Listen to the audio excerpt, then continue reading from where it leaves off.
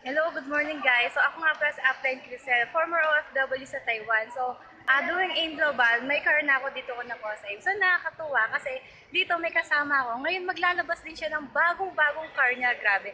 Galing din siya sa Taiwan. So sa mga leaders ko sa Taiwan, tsaka yung mga ibang OFW dyan, makaka-relate kayo dito.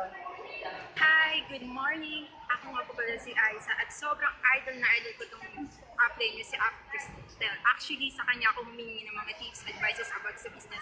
And guys, sobrang ganda talaga ng business natin kasi online lang ginagawa. And after 1 year, makukuha ko na rin yung result ko na first car ko, dito ko lang nakuha sa Indaba. Toyota Vios 2016 top of the line.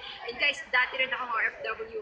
Kasama ko rin si Up Cristel, dati rin OFW. So, guys, kung ikaw na OFW, nanonood ka ng video namin, for sure, nagtatanong ka kung paano namin ginawa yun, PM mo lang kami, ituturo namin sa'yo kung paano gawin yung business. At makasama mo na rin ang family mo at mag-for good dito sa Pilipinas. Yes. Grabe, power po talaga sa AIM Global. So, kamusta dyan sa Team Taiwan? So, hataw tayo, grabe. Kung nakaya namin, kakayanin nyo rin. Kaya mo yan.